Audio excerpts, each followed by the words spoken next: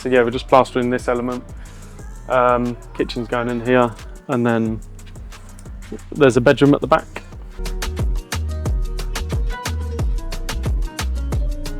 So there's going to be 2 doors here, so the doorway and then an ensuite, separated by another doorway. Basically for fire regs, you need that from communal area and kitchen into a bedroom at the back.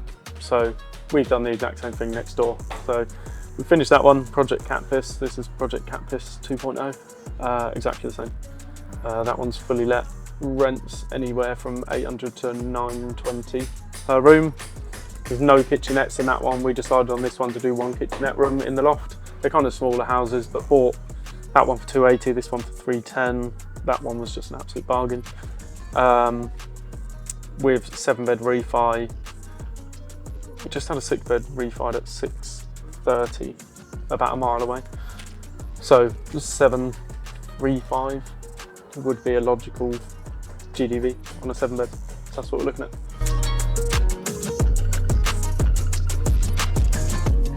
Finished this week, and you can see the exact same thing next door. So L-shaped dormer to the rear, 2 rooms up there, 3 on the middle floor, all rooms en suite, and then 1 on the ground floor at the front and 1 at the back. So the only reason we can do this is because we've got a larger extension approved under prior approval, which then means we can make these 7 beds instead of 6 beds. So carbon copy.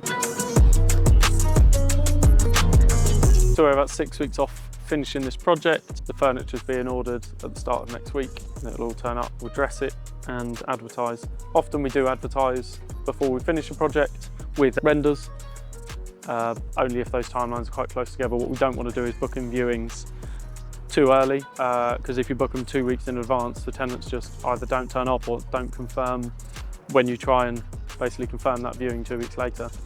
They've already found somewhere. So we don't want to do it too early because there's usually like a hype at the start when it's first listed. So we want to make the most of that. So a very small timeline between finishing and furnishing and dressing the property and when it's listed. So like a week or less basically, because people always want to view within 7 days and then usually move in 7 to 14 days afterwards. You get the odd keen bean that is looking for a room in 2 months' time, but that just doesn't work.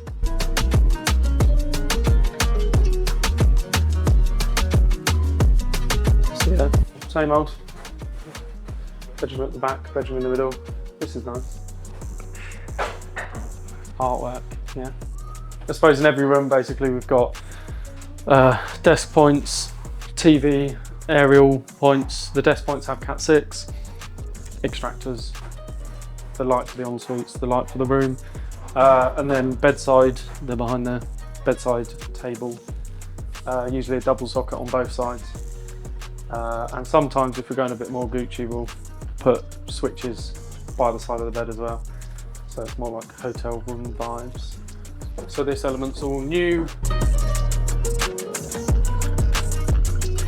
Kited staircase to allow for entry into both rooms here and make the most of the space. Panelling's going up here. I'll give you some photos of the one next door. It's probably basically gone for the same design. So this one was quite a simple one because it's literally the same as next door, a tiny bit thinner, but the design is all going to be the same. And then nice square shower tray in there. Yeah, these ones are the favourite rooms. The kitchenette is going in this element here, hence it not being panelled. So the kitchenette will go in there. Bit dusty.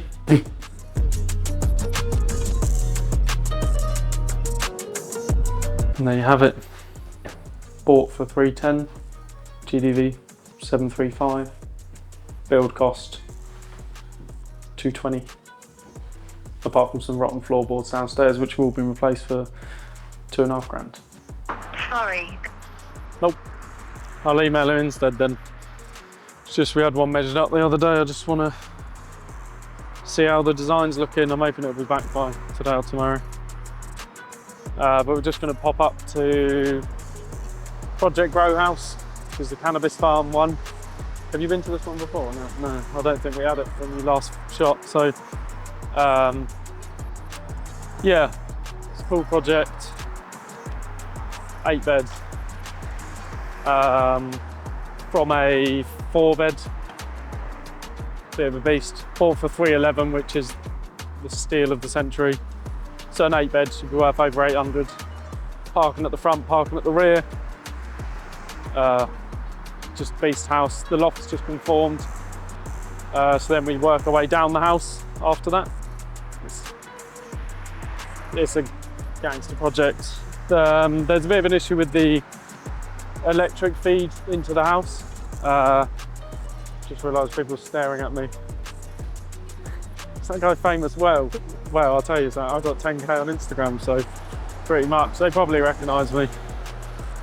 Yeah, the electric feed going into the house because it was cut before, I think, basically because it was a grow house. So now we're just trying to reinstate the power. So they've been having to use a generator on site, which is very annoying. So it's coming along well. It took a while to start because you can shoot the front of it.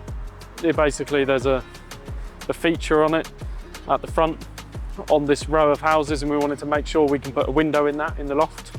So basically just did a certificate of lawful development to make sure in that front Ashley Villas part there, to make sure we can put a window in it and essentially ruin that feature. And they didn't care, they let us do it, so happy days.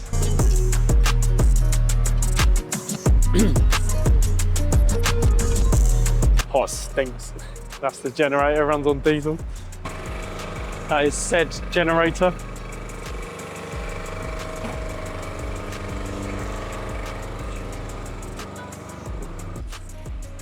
It's just the floor drop, so you can see the steel's gone in there, all the way around. The new floor dropped the height, so we can get a dormer on this one for 2 rooms up the top here. So that's obviously the new element. Anything with this is new. And here, extension. So that's a larger extension that we did, just 6 meters, or just under 5.6, I think. Yeah, 5.6 meter extension. So that allows us to have an extra bedroom, the same 2 doors like I mentioned in the other house. Kitchen, dining in the middle. 2 bedrooms in the front on this one. So we managed to get 3 downstairs, whereas the other house is smaller. So this element has to basically make up the communal space. So these are all sort of 10, 12, 13 square meter rooms. Massive place. This is the formation of the loft where we're stood now. So where you're stood is 2 en-suites back to back. I'm stood just here, and then the other bedroom is over that side. So you can see the stud work on the floor where it's going to be laid out. And then this is where we're first fixing everything. So basically formed, starting to be first fixed. Stud work goes up, the first fix gets fed in, and then moves downstairs, and then it's insulating, boarding, plastering, move our way down, and then we'll be at the same stage as the other house. Yeah, good space. That element of the roof is a bit more shot to shit than we thought. So just investigating costs basically to make that good, because it is shambolic, this house. Yeah, the main thing being that the felt is all completely ruined. So you can see it's just ripped holes in everywhere. So just need to take the tiles off, refelt it, put the tiles back on. I can show you down the floor underneath. It's a big space. I love this project.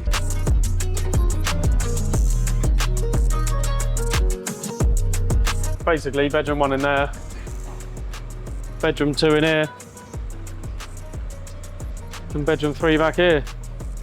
Yeah, so it was a 4-bed, so it was a funny old layout.